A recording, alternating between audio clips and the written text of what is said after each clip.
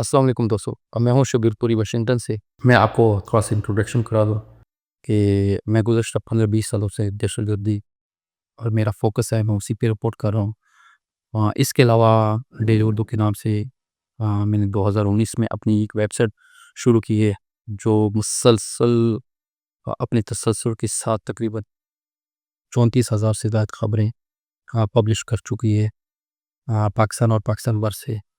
तो दोस्तों के साथ मशावरत, अपने सीनियर के साथ मशावरत करने के बाद मैंने ये तय किया कि अब जो एक वक़्त की किल्लत है, यहाँ पे टाइम बहुत कम होते हैं, तो टाइम देना बहुत मुश्किल है।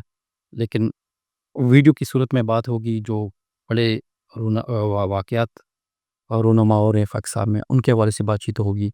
उस पे मैं व्लॉग करूँगा, वीडियो बनाऊँगा और आपके साथ शेयर करूँगा।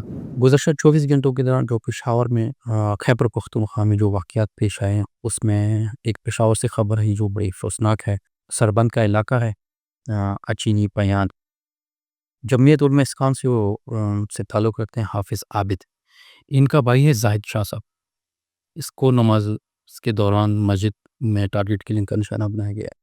पेशावर में जिन दोस्तों से या पुलिस ज़राए से मेरी बातचीत हुई है, उनके मुताबिक हमलावर आए, ज़ाहिद शाह नमाज़ पढ़ रहे थे, इसके दौरान उसे फायरिंग करके हलाक कर दिया गया और हस्ब रिवायत मुल्ज़मान फ़रार होने में कामयाब हो गए।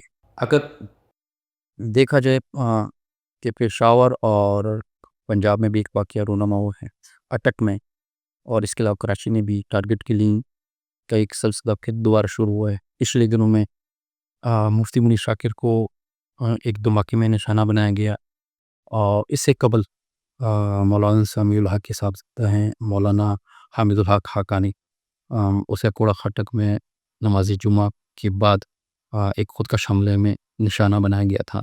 हमारा और जो हमारे दोस्त हैं जो दहशतगर्दी को कवर कर रहे हैं, इनको देख रहे हैं, यही जजमेंट थी कि हो सकता है कि इसकी ज़िम्मेदारी दाइश खोरासान या दाइश या कोई और तंजीम ज़िम्मेदारी कबूल करेगी। लेकिन अभी तक इन 2 बड़े सानहात की, 2 बड़े वाक़यात की ज़िम्मेदारी किसी ग्रुप ने, तंजीम ने या ग्रोह ने कबूल नहीं की। सोशल मीडिया पे इस हवाले से कुछ वीडियो या मौजूद हैं, मुफ्ती मुनीर शाकिर की बयानात हैं और मौलाना हामिदुल हक हक़ानी की वीडियो भी गर्दिश कर रही हैं, जिसमें से उन्होंने पाकिस्तान की अस्करी क़यादत को शदीद तनकीद का निशाना बनाया था। तो वहाँ पे इशारे जा रहे हैं लोगों के, जो आम लोगों की ज़ुबान पे हैं, वो इन्हीं लोगों को ज़िम्मेदार ठहराए जा रहे हैं। इसके अलावा शुमाली वज़ीरिस्तान में का गाँव है तप्पी, तप्पी में ड्रोन हमला हुआ है और यकीनन ये पाकिस्तानी ड्रोन है, जो अक्सरियत पसंद और दहशतगर्दों को टारगेट कर रहे हैं। उसमें से 5 बच्चों समेत 6 से 7 लोग ज़ख्मी हुए हैं और जिनको मीरन शाह हेडक्वार्टर अस्पताल मुंतकिल किया गया, इनका इलाज हो रहा है। और इससे एक दिन कबल उमर ख़त्ताब नामी नौजवान है, जो हमारे पास इत्तलात आई, वो ड्रोन का शिकार बना है। तो वहाँ पे उन्होंने बाईपास पे एहतजाज शुरू किया हुआ है, उसकी लाश भी वहाँ पे मौजूद है। उन लोगों का मुतालबा है कि जो सिविलियन हलाकतें हो रही हैं ड्रोन हमलों में, इस पे नज़रसानी की जाए। चूँकि सिक्योरिटी फोर्सेस की जो इस वक़्त ऑपरेशन हो रहे हैं, उसमें ड्रोन ख़ुसूसन इस्तेमाल हो रहे हैं और उसके पॉज़िटिव रिज़ल्ट भी आ रहे हैं, उनके अहदाफ भी मुकम्मल हो रहे हैं। हाँ, इसके अलावा एक ख़बर है टांग से एफसीएल लगा रहे हैं जानज़े तहरीक-ए-तालिबान की तरफ से एक वीडियो जारी की गई है कि उसे कई दिनों से उनकी हिरासत में है, उसे अगवा किया गया है, तो उसने अपनी रिहाई की अपील की है। इसके अलावा लकी मरोत का इलाका है वलियाबाद, वहाँ पे सिक्योरिटी फोर्स में से वाबस्ता है, जिनके घरों को बारूदी मुआ से निशाना बनाया गया है। एक एयरफोर्स से ताल्लुक़ रखता है, एक पाकिस्तान आर्मी से ताल्लुक़ रखता है।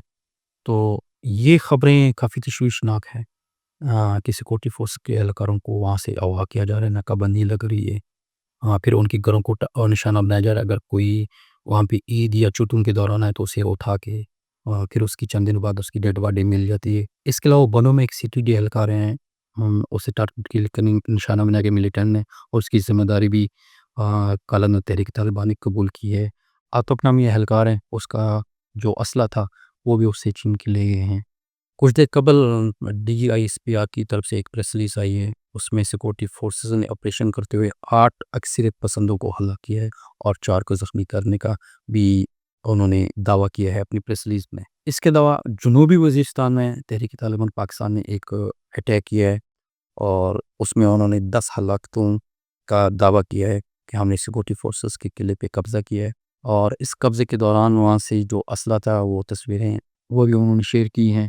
بھاری مقدار میں انہوں نے ان اسلحے کو اپنے ساتھ لے گئے ہیں۔ ڈیری اسمیل خان میں بھی سے کچھ دیر قبل ایک آپریشن میں کلاچی میں، اس میں تحریک طالبان پاکستان کے گنڈا پور گروپ سے تعلق رکھتے ہیں شریک، اس سمیت تقریباً 9 شدت پسندوں کو سیکورٹی فورسز جس میں پاکستان آرمی کے SSG بھی شامل ہے، انہوں نے یہ آپریشن کیا ہے۔ اس آپریشن کے دوران 3 کمانڈو بھی زخمی اور ایک فوجی زخمی ہیں، اور اس میں 9 شدت پسند مارے گئے ہیں جن کا تعلق کالا دن تحریک طالبان پاکستان گنڈا پور گروپ سے ہے۔ اس کے علاوہ ایک خبر سوشل میڈیا پہ کافی وائرل ہے بگرام ایئر بیس کے حوالے سے، خصوصاً پاکستان کے سوشل میڈیا اکاؤنٹس پہ، کہ امریکہ کو وہاں پہ رسائی دے دی گئی، ان کی تیاری وہاں پہ لینڈ کر گئی ہیں۔ تو جہاں تک میری افغانستان میں بات ہوئی یا افغان صحافیوں سے بات ہوئی، بگرام ایئر بیس اس حالت میں نہیں ہے کہ اس پہ تیاری لینڈ کر سکے۔ ان کا نظام پوری طرح رن وے تباہ ہو چکا ہے، اگر اس کی مرمت کرتے بھی تو کافی وقت لگ سکتے ہیں، 2 سال لگ سکتے ہیں۔ ان کا ایئر ٹریفک کنٹرول ٹاور وہ بھی ڈیمیج ہے، ریڈار سسٹم بالکل ناکارہ ہو چکے ہیں۔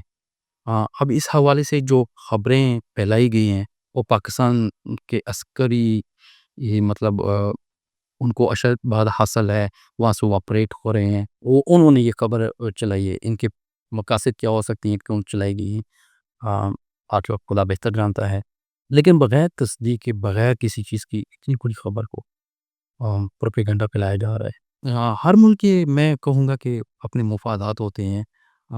اگر پاکستان اپنے مفادات کے دوران فیصلے کرتا ہے، شمشیر year base, Jacobabad air base, Dalbandin air base, Badaber air base دے سکتا ہے امریکن فورسز کو، تو افغانستان کیوں نہیں دے سکتا؟ کیونکہ ہر ملک کے اپنے اپنے مفادات ہیں۔ تو بہر دوسرے ممالک بھی اپنے مفادات ہوتے ہیں، ان کو بھی مد نظر رکھنا پڑتا ہے، ان کی کیا حکمت عملی۔ لیکن فی الحال مجھے نہیں لگتا کہ اس خبر میں 1% بھی حقائق ہو، مکمل پروپیگنڈا ہے، 100% جھوٹ ہے۔ باقی مذاکرات بیک ڈور ان کے افغانستان اور امریکہ کی عادت کے ہو رہے ہیں، اور کچھ یرغمالی بھی اس میں رہا ہوئے ہیں۔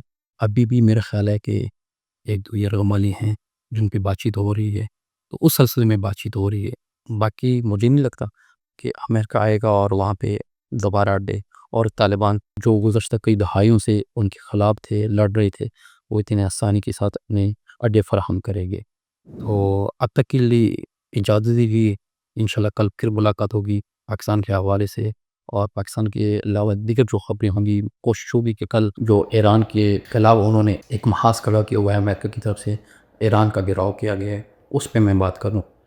تو تب تک کے لیے اجازت دیجیے، خدا حافظ۔